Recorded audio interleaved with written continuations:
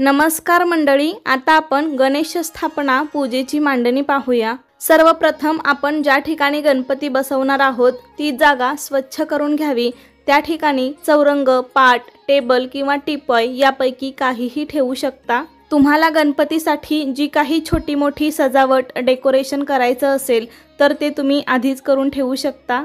तुम्ही टेबल, पाट जे काही ठेवलं असेल त्याभोवती सुंदर रांगोळी काढून घ्यावी। पाटावर नवं कोरं किंवा शक्य असल्यास लाल रंगाचे वस्त्र टाकावे।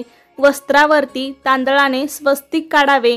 त्यावरती हळदी कुंकू वाहून गणेश मूर्ती नीट ठेवून घ्यावी। आपल्याला पूजा करताना बसण्यासाठी आसन घ्यावे। एकदा गणेश मूर्ती ठेवल्यानंतर आपण ती उत्तर पूजेपर्यंत हलवू शकत नाही, त्यामुळे ठेवतानाच नीट लक्षपूर्वक ठेवावी। गणपतीचे मुख पूर्व किंवा पश्चिमेला येईल अशा पद्धतीने जागा निवडावी। गणपतीच्या दोन्ही बाजूला 2 समया ठेवाव्यात। त्यानंतर गणपतीच्या उजव्या बाजूला कलशाची स्थापना करावी। गणपतीच्या उजव्या बाजूला तांदळाची रास घालून किंवा तांदळाचे स्वस्तिक काढून त्यावरती कलश स्थापन करावा। मूर्तीवर वस्त्र झाकले असेल तर ते काढून घ्यावे। त्यानंतर आपण आपल्या समोर पळी, पंचपात्र, ताम्हण जवळ ठेवावे। हात पुसण्यासाठी एखादा नॅपकिन जवळ ठेवावा। त्यानंतर गणपतीच्या उजव्या बाजूला किंवा गणपतीच्या समोरच एकावरती एक अशी 2 बिड्याची पाने ठेवावी। त्यावरती तांदूळ ठेवून एक सुपारी स्थापन करावी। गणपतीचं प्रतीक म्हणून तुम्ही या ठिकाणी सुपारीऐवजी गणपतीची देवघरातील छोटी मूर्ती पण घेऊ शकता। त्यानंतर गणपतीच्या समोर विडा ठेवावा। काही जण 5 विडे ठेवतात, काही जण 1 ठेवतात। तर त्या विड्यावरती खारीक, खोबरं, हळकुंड, बदाम, सुपारी, नाणं इत्यादी विड्याचं साहित्य ठेवावं। त्यानंतर गणपतीच्या उजव्या बाजूला घंटा ठेवावी आणि तुमच्या देवघरामध्ये असेल तर डाव्या बाजूला, गणपतीच्या डाव्या बाजूला शंख ठेवावा। तसेच नैवेद्यासाठी घेतलेलं गुळ खोबरं, आणलेली मिठाई, मोदकांचा नैवेद्य ठेवून घ्यावा। सोबतच एक छोटासा का होईना पण पाण्याचा तांब्या भरून ठेवावा। गणपती समोरच तुम्ही 5 प्रकारची फळे किंवा कोणतीही फळे घेतली असतील तर ती ठेवून घ्यावी।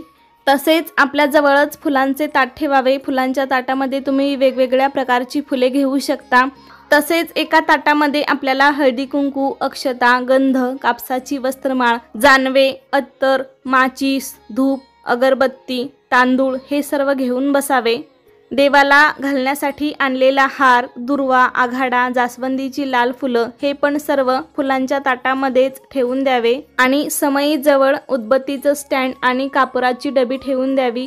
अशा प्रकारे तुम्ही सर्व साहित्य जवळ घेऊन बसला तर पूजा करताना मधूनच उठावं लागत नाही आणि पूजा पण एकदम व्यवस्थित चांगली होते। अशा प्रकारे सर्व साहित्यांची मांडणी केल्यानंतर आपण व्यवस्थित पूजा करू शकतो आणि पूजेसाठी लागणाऱ्या साहित्यांची आपण आधीच जमवाजमव केली तर ऐनवेळी गडबड होत नाही आणि आपली पूजा पण शांतपणे आणि चांगली होते। आणि पूजा करण्याआधी आपण हे साहित्य जवळ घेऊन बसावे, त्यामुळे पूजा करताना वारंवार उठावं लागत नाही। तर सर्वात पहिलं म्हणजे गणपती बाप्पांची स्थापना करण्यासाठी आपल्याला पार्थिव गणेश मूर्ती घ्यायची आहे। गणेश मूर्ती बाजारातून खरेदी केल्यावर एखाद्या नवीन वस्त्राने किंवा लाल वस्त्राने झाकून आणावी। त्यानंतर गणपतीला अभिषेक करण्यासाठी शुद्ध पाणी घ्यायचं आहे। पंचामृत घ्यायचं आहे। त्यामध्ये दूध, दही, तूप, मध, साखर या 5 गोष्टी मिळून पंचामृत तयार करायचं आहे। थोडेसे तांदूळ घेतले आहेत। त्यासोबतच चंदन, हळदी, कुंकू, अष्टगंध, अक्षता, माचीस, गुळ खोबऱ्याचा नैवेद्य, गणपतीला जानवे घेतले आहे। कापसाची वस्त्रमाळ घ्यायची आहे। त्यासोबतच धूप, अगरबत्ती, या ठिकाणी मी कापूर घेतला आहे आरतीसाठी। काही वाती लागतील आपल्याला दिव्यासाठी, तर तुम्ही दिव्यामध्ये तेल किंवा तूप घालणार असाल तर ते पण घेऊन बसावे। घंटा घ्यायची आहे आणि तुमच्या देवघरामध्ये शंख असेल तर तो पण घ्यायचा आहे। नैवेद्यासाठी वेगळं पाणी घ्यायचं आहे। तसेच नैवेद्यासाठी 5 प्रकारची फळं घेतली जातात, तरी पण तुमच्याकडे जी उपलब्ध आहेत ती तुम्ही घेऊ शकता। त्यानंतर गणपती बाप्पांसाठी आपल्याला नवं कोरं वस्त्र किंवा लाल रंगाचं वस्त्र घ्यायचं आहे। हात पुसण्यासाठी एक नॅपकिन, त्यासोबतच इथे मी तूप घेतलं आहे। प्राणप्रतिष्ठापना करण्यासाठी आपल्याला थोडंसं तूप लागतं। त्यासोबतच अभिषेक करण्यासाठी ताम्हण आणि पळी घ्यायची आहे। इथे काही विड्याचं साहित्य मी घेतलं आहे। त्यामध्ये खारीक, खोबरं, हळकुंड, बदाम, सुपारी, नाणं एवढं घेतलं आहे। त्यासोबतच कलशामध्ये टाकण्यासाठी पण आपल्याला एक सुपारी आणि नाणं लागणार आहे। आणि गणपतीचं प्रतीक म्हणून आपल्याला एक सुपारी घ्यायची असते, तर ती मी यामध्येच घेतलेली आहे। तुम्ही या सुपारीऐवजी देवघरातील गणेश मूर्ती घेतली तरी चालेल। या दिवशी मोदकांचा नैवेद्य दाखवला जातो, त्यामुळे आपल्याला नैवेद्यासाठी मोदक घ्यायचे आहेत। पण काही कारणाने तुम्ही बनवले नसतील तर लाडू, पेढे अथवा मिठाईचा नैवेद्य दाखवू शकता। पण गणपती बाप्पांना मोदक अतिप्रिय आहेत। पाटाभोवती काढण्यासाठी रांगोळी घेतली आहे। तसेच या ठिकाणी गणपती बाप्पांना सर्वाधिक प्रिय असलेली दुर्वा घ्यायची आहे। 3 पाने असलेली दुर्वा श्रेष्ठ मानली जाते, तर मी 21 दुर्वाची अशी पेंडी बांधून घेतली आहे। सोबतच थोडासा आघाडा घेतला आहे। गणपतीला प्रिय असणारं लाल जास्वंदीचं फूल घ्यायचं आहे। काही विड्याची पानं, गजरा, काही लाल पिवळी फुले, गणपती बाप्पांसाठी फुलांचा हार आणि कलशावर ठेवण्यासाठी एक नारळ घेतला आहे। तसेच एका कलशामध्ये आपल्याला 80% शुद्ध पाणी भरून घ्यायचं आहे आणि त्या कलशावरती स्वस्तिक आणि 5 रेषा ओढून घ्यायच्या आहेत।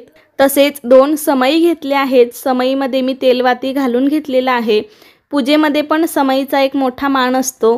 तसेच गणपतीसाठी काही सजावटीचं साहित्य घ्यायचं आहे। तुम्ही अलंकार घालणार असतील तर ते पण घेऊन ठेवू शकता। त्यासोबतच एखादं तुपाचं निरांजन घेऊ शकता। आणि गणपतीसाठी तुम्ही जरी टेबल ठेवला असेल तर त्या टेबलावरती पाट किंवा चौरंग ठेवावा, त्यामुळे आपल्याला पाट किंवा चौरंग लागणार आहे। आणि काही जण या पूजेमध्ये पत्री पण ठेवतात। आम्ही आमच्या भागामध्ये नाही ठेवत, फक्त आम्ही हरतालिकेच्या दिवशी पत्री ठेवतो। आणि गणपतीच्या दिवशी जर तुम्ही ठेवणार असाल तर त्यामध्ये मोगरा, माका, बेल, दुर्वा, धोत्रा, तुळस, शमीपत्र, आघाडा, रुई, डाळिंब, कर्दळी एवढ्या पत्री आपल्याला घ्यायच्या आहेत, किंवा तुम्हाला ज्या मिळतील त्या घेऊ शकता, किंवा 5 प्रकारच्या घेतल्या तरी चालतील। आणि पूजेला बसण्यासाठी आसन घ्यायचं आहे। तर एवढं साहित्य आपल्याला पार्थिव गणेश मूर्तीची स्थापना करण्यासाठी लागणार आहे। यापैकी एखादं साहित्य कमी जास्त असलं तरीही चालेल, फक्त मनोभावे पूजा करावी, कारण शेवटी भाव महत्त्वाचा असतो। आपण अगदी शुद्ध अंतःकरणाने मनापासून केलेली पूजा देवापर्यंत नक्कीच पोहोचते। त्यामुळे आपल्याला उपलब्ध होईल त्या साहित्यामध्ये मनोभावे पूजा करावी। तर गणपती बाप्पांची स्थापना एकदम विधिवत आणि सरळ साध्या सोप्या पद्धतीने कशी करायची हे जर तुम्हाला पाहायचं असेल तर आपल्या चॅनेलवरती व्हिडिओ आहे, किंवा या व्हिडिओच्या खाली डिस्क्रिप्शन बॉक्समध्ये लिंक दिली आहे, नक्की जाऊन तो व्हिडिओ पहा। हेच सर्व साहित्य वापरून मी अत्यंत सोपी पूजा दाखवली आहे, त्यासाठी व्हिडिओ नक्की पहा। आणि आजचा हा व्हिडिओ तुम्हाला कसा वाटला मला नक्की सांगा। आवडला असेल तर लाईक करा, शेअर करा आणि चॅनेलवरती नवीन असाल तर सबस्क्राईब करायला विसरू नका। धन्यवाद।